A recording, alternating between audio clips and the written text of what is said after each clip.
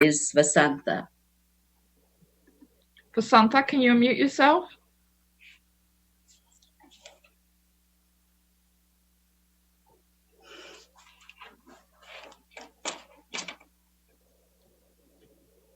Vashanta, you had it there for a second.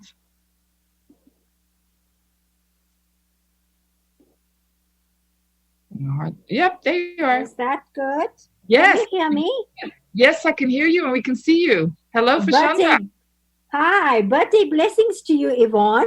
Thank you. And I hope you're having a super fab day. I am having a good day. I had a great weekend. Thank you. Yes, I know. So, greetings, salutations, and warm wishes from the Rainbow Nation, the beautiful South Africa, and the ever sunny Durban. Good morning and good afternoon, my dearest Al-Anon friends. My name is Vashanta, and indeed, I am a grateful member of the Al-Anon family group, Greenwood Park, South Africa. I begin my share today with gratitude to my higher power. For as I awake each morning, I experience the miracle of my beating heart. Thank you, God, for I am alive, healthy, loved, forgiven, and blessed. To the coordinating committee of Al-Anon Without Borders, thank you for affording South Africa the opportunity of being part of this unforgettable experience of zooming around the world in 3 awesome days. Thank you, Julian, for coordinating our team so efficiently. You know, during the stressful times of social distancing, phone calls, video chats, WhatsApp chats, and Zoom meetings have helped our members feel loved, cared for, less lonely, and less isolated. For me, today is an opportunity to travel the world whilst in the comfort of my home. If Al-Anon has taught me anything during this pandemic, it has taught me to search for the positive when faced with challenges. And here I am today, sharing on an international podium, something I could only dream of, made possible only because of the deadly COVID-19 pandemic. My share today centers around my recovery via step 8. Made a list of all persons we had harmed and became willing to make amends to them all. In this step, we sought out our part, taking responsibility for our actions, but also releasing ourselves from the burden of a harmful and guilt ridden past. I walked through the doors of Al-Anon, a proud wife of a sober husband for approximately 3 years. At this time, my life was going according to plan.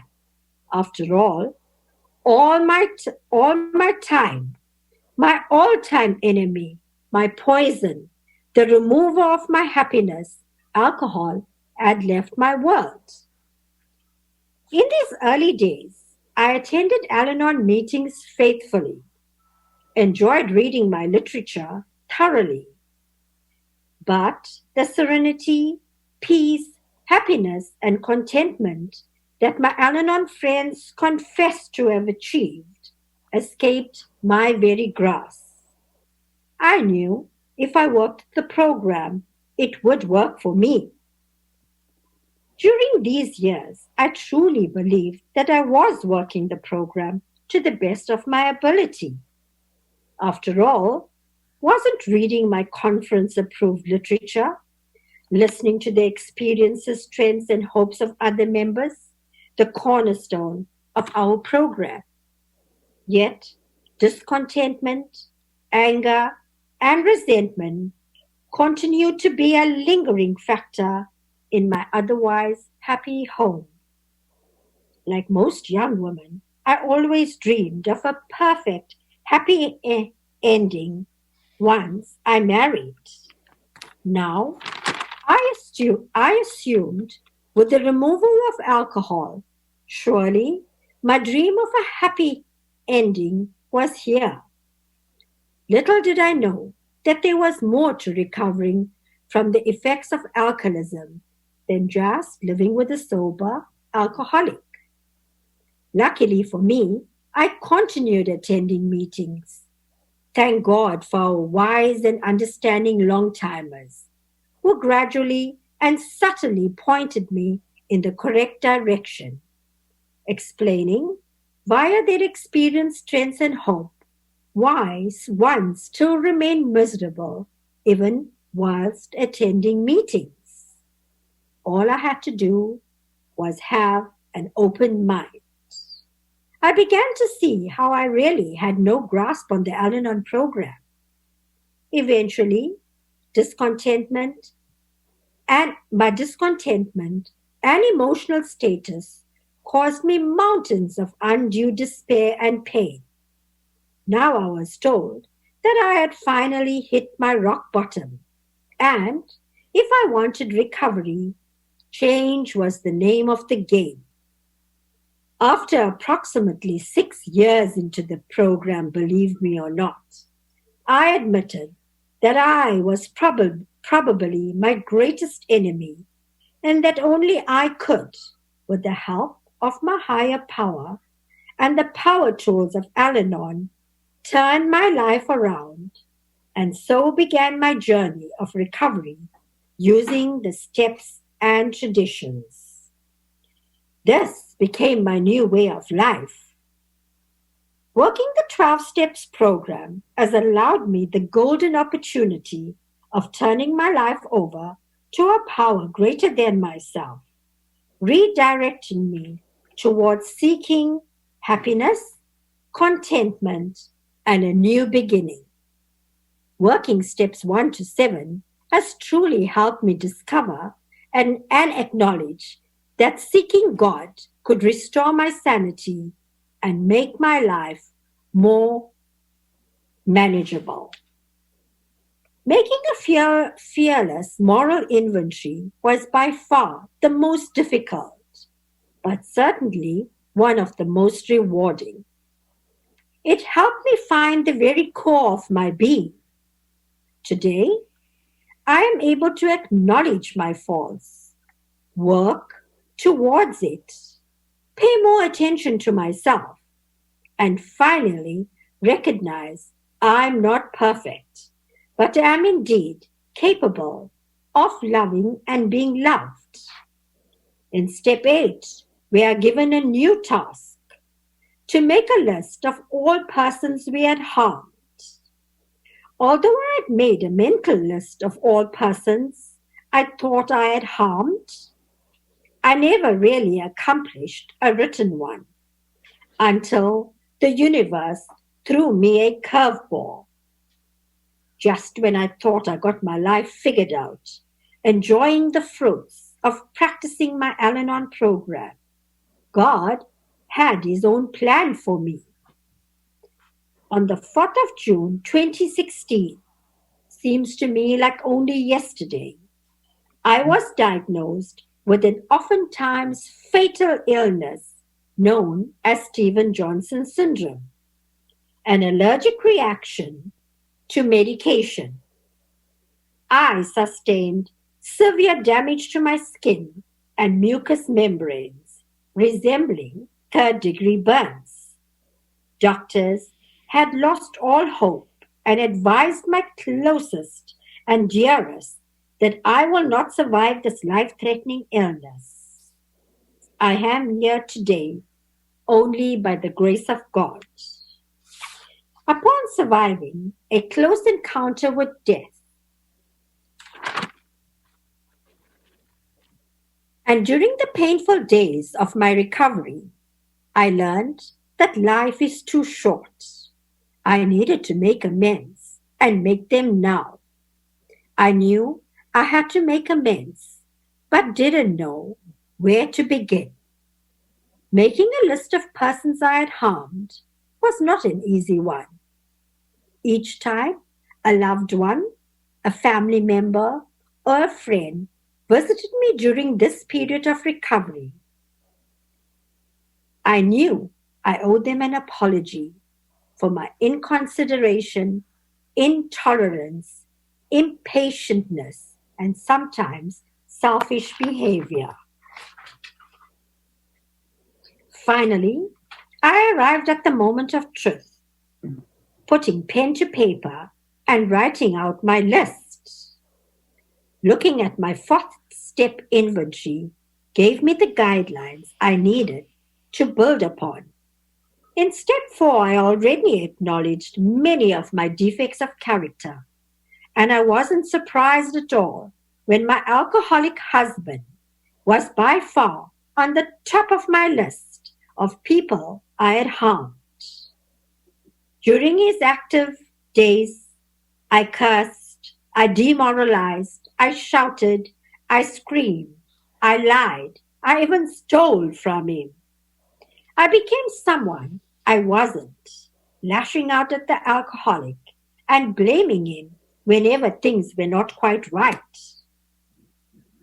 My two sons grew up in a home with parents continuously arguing, living in fear and begging me, their mum, to please be quiet when dad arrived home after a drinking session.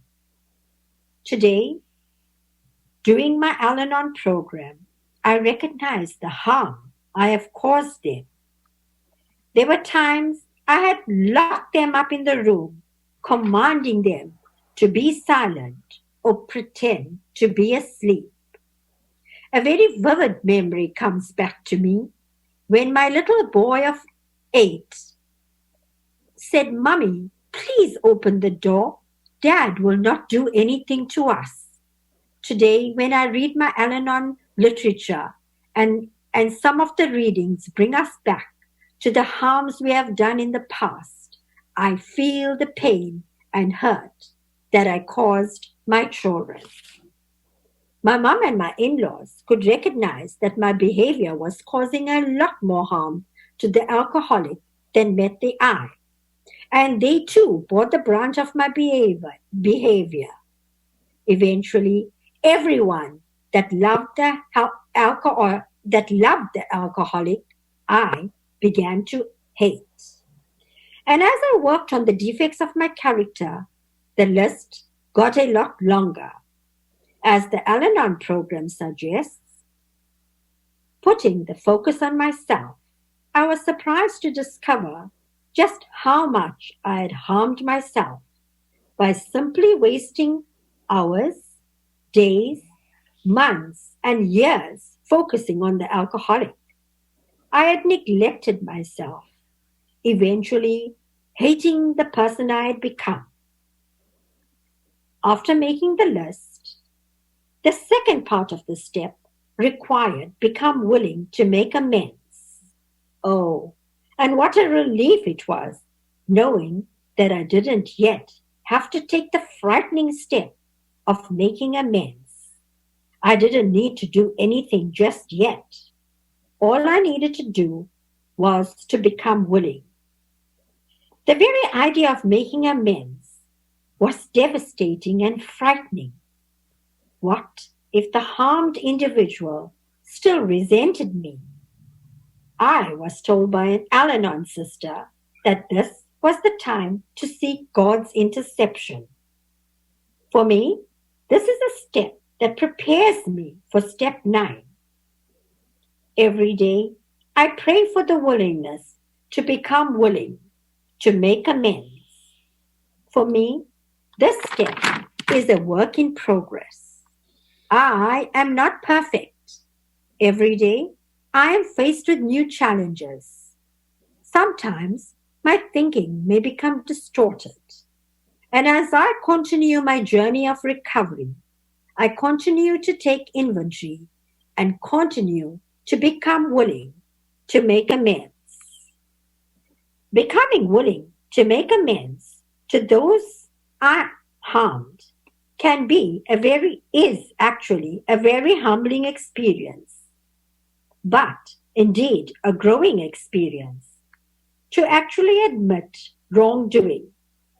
This process eventually relieves us from carrying the burden of guilt. In becoming willing, I needed to look at what my amends might be. Making amends involves actually doing something physical to make things right again. My actions will demonstrate my willingness to turn those I had hurt around. And because I am doing something, I am proving that I really mean my apology. An apology, I have learned, can fix many things, but it doesn't always make it right. Making amends is more in depth. It goes deeper and seeks to right the wrong through a change in behavior. Step 8 is the beginning of the process of making amends, forgiving others, and possibly being forgiven by them. In addition, at last, we reach a stage where we can forgive ourselves. I would like to touch a little bit on step 9 because as I completed step 8, I knew I had the task of actually making amends in my step 9. And for me, I looked at this as carrying a heavy knapsack or backpack filled with stones. And each time I looked at my list and decided to make amends to the individual on my list, I would take out a stone and throw it away. And sooner or later, my backpack would surely become empty.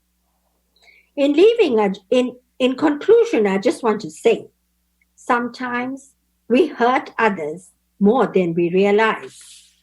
Sometimes a smile fades in front of our eyes.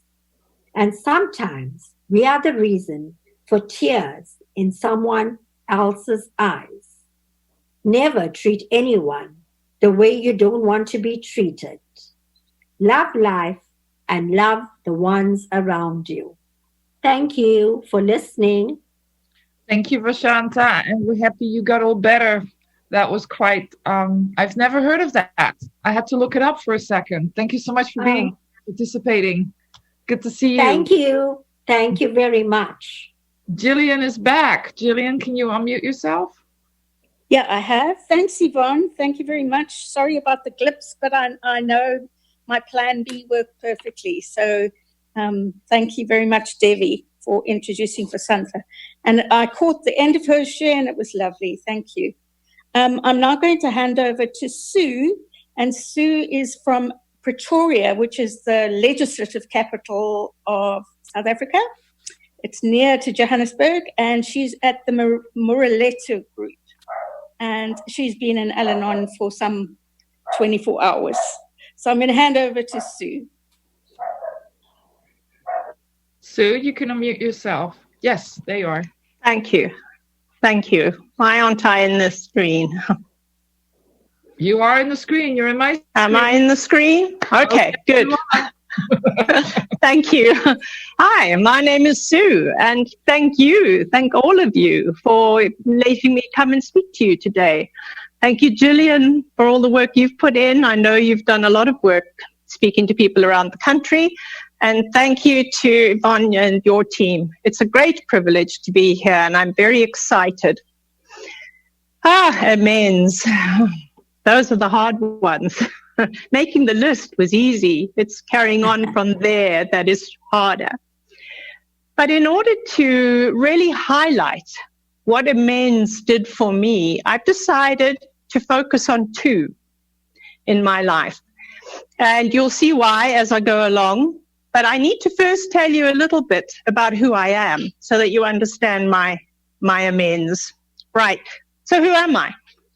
I was born and raised in a country that was then called Rhodesia. It's now called Zimbabwe. and we lived in the middle of nowhere.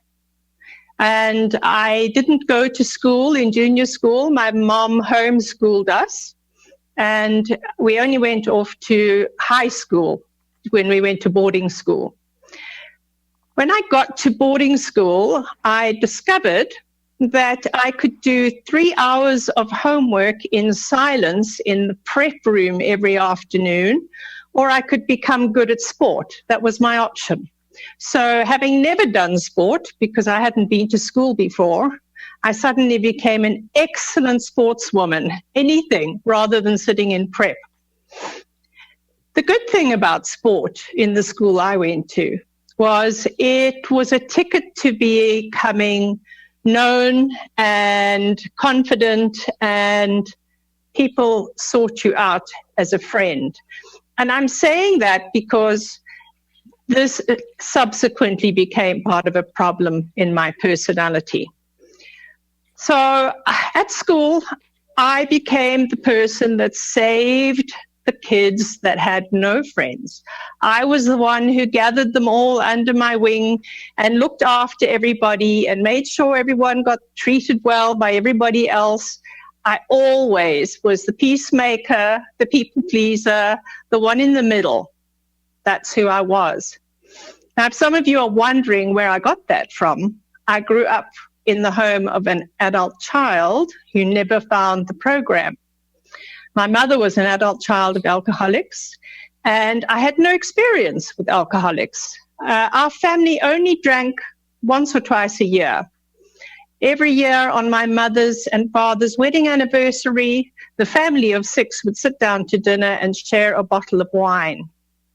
And as you can imagine, one bottle of wine between 6 did not make any of us turn into alcoholics overnight.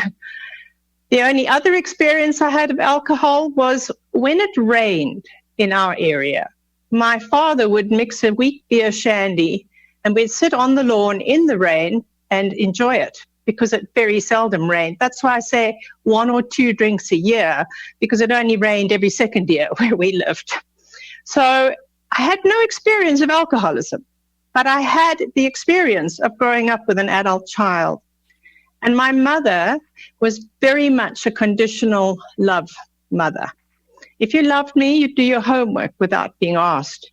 If you loved me, you'd wash the dishes without being asked. If you loved me, if you loved me, if you loved me, you'd be a perfect child. And there were 5 of us, and none of us were perfect. So you can imagine I grew up always having to be perfect to qualify for love. So when I got to boarding school and I found all these other children who were sometimes worse off than me, I could give them love.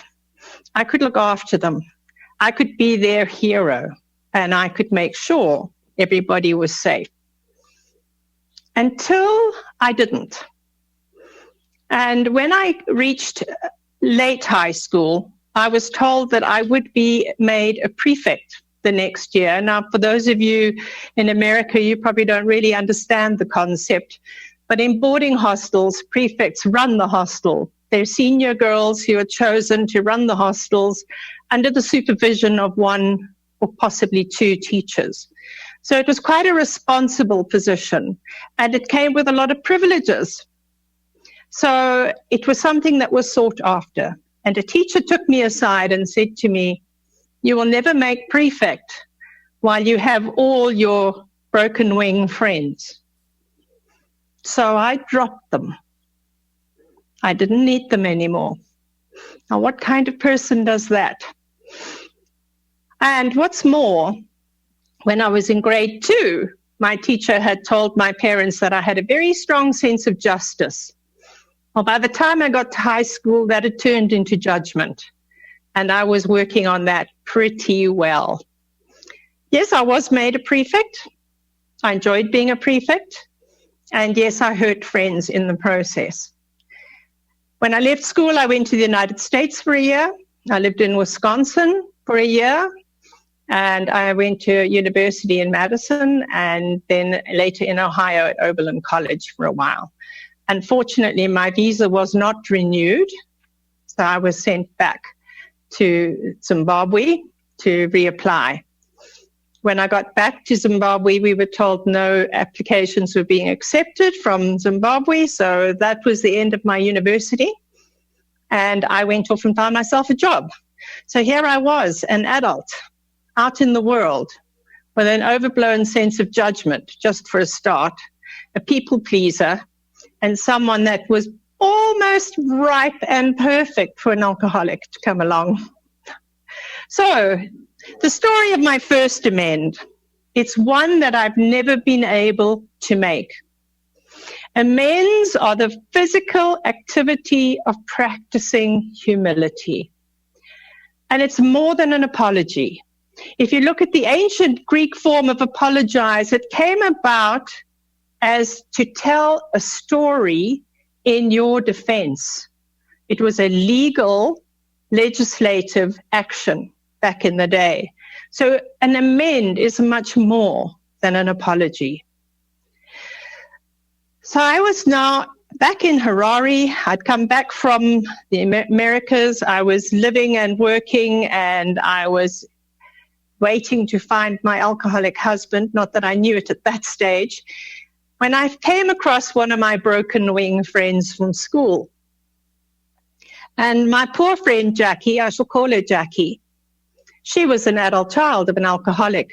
Her mother had died young, and her father had drunk himself into a stupor from the day of her funeral. She was a kind of child who loved boarding school because it offered stability and friendship. When Michelle was 17, she fell pregnant, and in those days, in where I lived, when you fell pregnant at that age, you left school and you got married, which is what she did.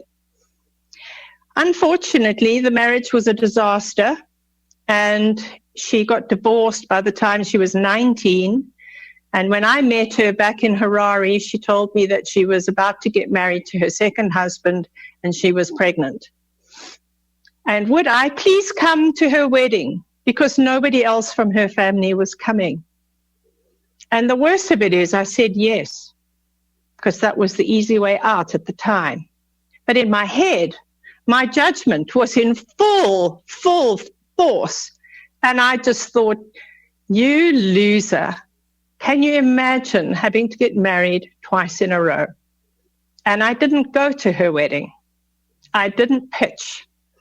And I have never seen her again. I've never been able to find her. I've never been able to apologize. I've never been able to make that amend.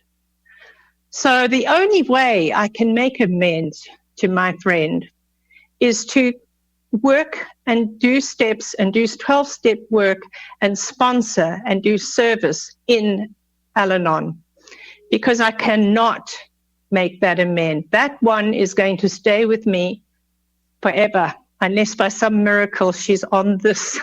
And I wish she was. As an adult child, she needs to be. But nonetheless, that is my problem. That is not her problem. So that's where an amend that I couldn't make has stayed with me. And I've had to try and turn it into positive action within our 12-step program. And I will continue to do that until I can no longer operate physically or mentally. The thing with amends is not only do we need to make things right, we have to do it with humility.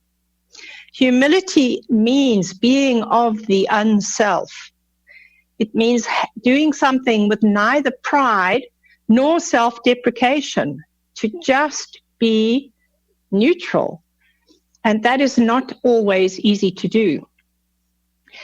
So now back to my story. I met a wonderful man, like all alcoholics, charming, above average intelligence, fun, wild. And I was the goody-goody. Remember, I didn't break the rules. I was the one who did everything right. So naturally, I was wildly attracted to this very good-looking man. And he was a paratrooper at the time in the Rhodesian Army. And I am a bit of a sucker for men in uniform. And I'm sure the Israelis listening today can identify with that to a large extent. So yes, I fell in love with a wonderful, handsome, good-looking man, not an alcoholic, never an alcoholic. So, sorry, excuse me, this cat who never comes home has come home now. Sorry. So I met my alcoholic. We got married. We had a lot of fun. Life was good. We traveled. When we were young, we had a beautiful home. We had a lot of money. We had it all. We had it all, and we drank a lot. And in a lot of war situations, it's a good excuse to eat, drink, and make merry. And we did. We made the most of it. Life was good. When my daughter was born, after 5 years of marriage, we moved to South Africa because she was very sick and needed kind of medical care that we could get down here. We ended up staying in South Africa because when you move and you emigrate, you often become a financial prisoner where you've got to. Plus, Zimbabwe is still not yet quite as attractive as it used to be to go back to. But you never know what the future holds. So here we are in South Africa. We're married. And my husband is not drinking like he used to drink. He calmed down. We were civilized drinkers. We would drink on the weekends. We'd have a glass of wine when friends came around. We drank a better quality wine in South Africa because Zimbabwe wine, let me tell you, was terrible. And I never, ever once thought that he was an alcoholic. Unfortunately, as time went by, the wild impetuosity turned into irresponsibility and irritability.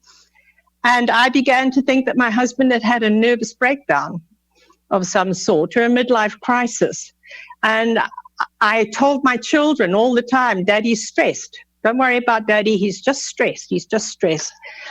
But I was also stressed. And life was difficult. And slowly, it was such a gradual sinking, a spiral down into the depths of alcoholism that I was in denial for a long, long time. And by the time I was pushed through the doors of Al-Anon, I didn't have any faults, none, because everything that was wrong in my life was my alcoholic's faults.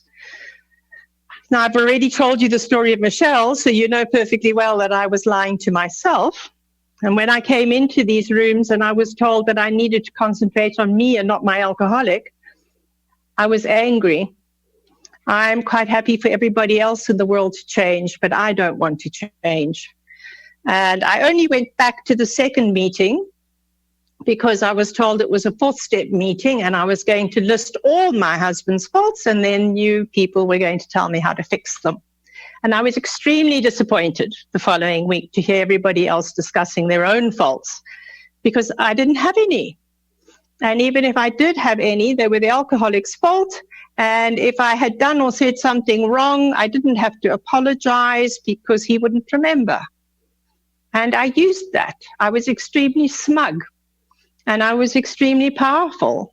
I could turn the knife of guilt in between his ribs and twist it a little over morning coffee and make him feel bad about a lot of things. I was not a nice person. I was also deeply unhappy. I recently met someone from those days who said to me, "Oh, wow, you're quite fun." And I said to her, "I've always been fun." She said, "No, you haven't. You've been miserable," which was true. I was miserable.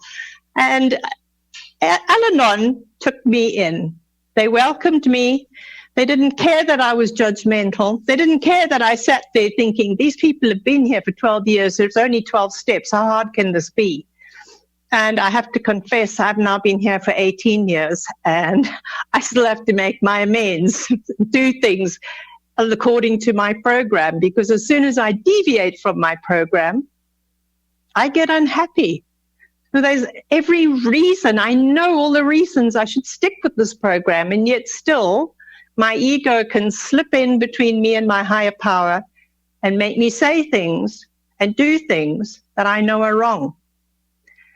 The longer I've been in this program, the easier it becomes to make amends. The easier it becomes for me to do my 10th and 11th step and to get up and pick up the phone and phone that person that I was rude to today and say, I'm sorry. I am. And I do. I borrow from what I've heard in the alcoholics' rooms. I borrow from them and I tell them I am selfish, self-centered, inconsiderate, and driven by fear. And I offer you the most sincere apology. And if I can make it up to you, please tell me what you need me to do. Quite often, that just makes the problem go away. Sometimes it doesn't, like my problem with my friend Michelle. I've now got to the point where I do try habitually every day to start my day off with a prayer of gratitude. I try to be grateful rather than to supplicate my higher power. I try to remind myself that I am in a good place. I have a roof over my head. I have food in my stomach. I am warm. And trust me, at the moment in Pretoria, it is cold. It is very cold. And we don't have internal heating. We just make do. So if it's 1 degree outside, it's 1 degree in here. So it is cold, but I am warm and I am fed and I am safe and I am comfortable. And I am grateful. I'm grateful for this program. I'm grateful for the miracle of finding a new higher power.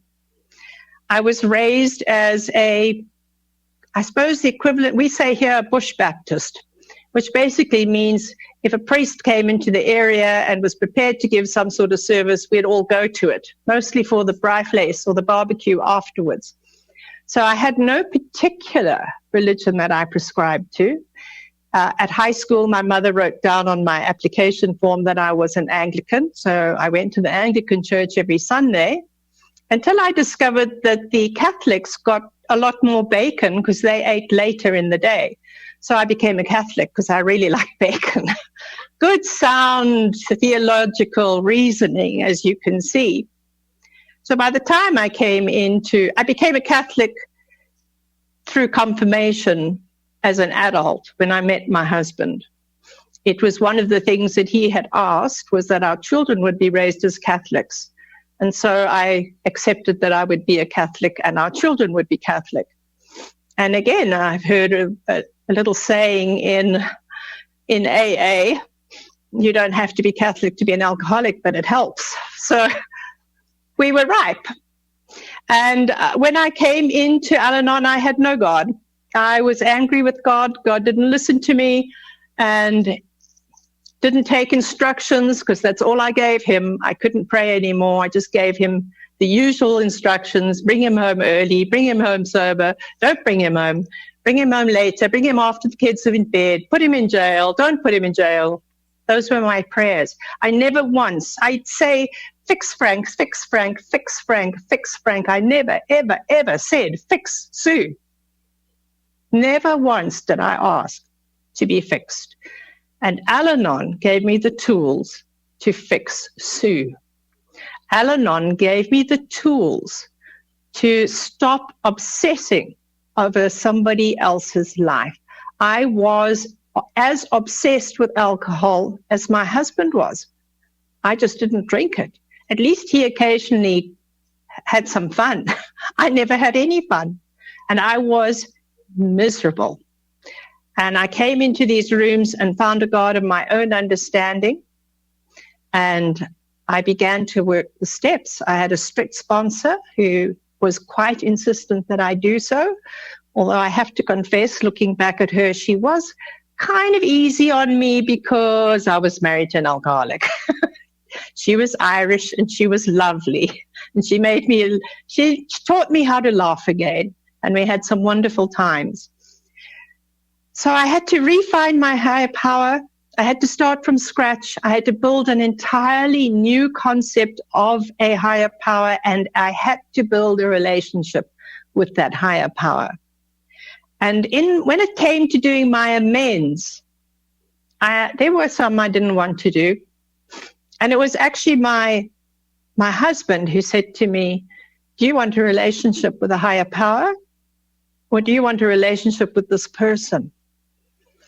And that's how I started to tackle the harder the harder amends on my list.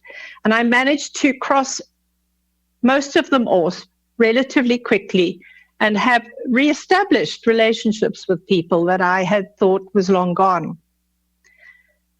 Now, my second amend that I wanted to specifically talk about, it wasn't something so much that I did. It was something that somebody else did to me. There was a woman who caused a lot of trouble. She tried very hard to drive a wedge between myself and my husband. And this was in sobriety. And we dealt with it. We know how, we've had it. We know how to, we have an open relationship. We talk about things. We understand each other. And I think because this person was fairly new in the program, she didn't expect us to react the way that we did. That's beside the point. Anger came back into my life because it could have been worse. It could have been more destructive. And, you know, the what ifs are always the worst kind of movies in our heads. So I needed to get beyond it. And every time I thought I had, something would happen and I'd be angry again. And we were part of an organization of a rally in Pretoria, and I had been in and out of the rally hall, no Zoom in those days, and I had been just tidying up in the kitchen with some people, and I slipped into the back of the hall, into the very back row, right towards the end of the meeting, and there was this woman. And I was angry. I thought, how dare she even come here? The way she behaves, she shouldn't be allowed in. And all my anger and resentment bubbled up, and I was sitting there thinking terrible things I wanted to say to her. And someone on stage said, when you're really, really stuck in anger, you just need to say, your words, God, not mine. Your words, higher power, not mine. And at the last minute, as we were saying the Serenity Prayer, that is what I said, your words, not mine. And I walked out of that hall where people were stacking chairs at the end of the rally. And there this woman was. Not only was she there in front of me, she was stuck between two rows of chairs and couldn't get out. And instead of punching her in the nose, which is what I had planned to do, I stepped forward, I put my arms around her, and I said to her, hello, how are you? I hope you are getting better. And I stepped away. When I left those piles of chairs, all the anger was gone. The anger was gone, and it hasn't come back. That was nothing I planned, nothing I wanted to do. It was purely a gift from my higher power. And I think I have reached the end of my time. Those were my two examples. I want to just try and keep spending my life staying on top of my amends. And I wish you all a good meeting the rest of today. Have a wonderful evening. I won't be with you all evening, I think, because of load shedding. But thank you for this wonderful opportunity to share. Goodbye.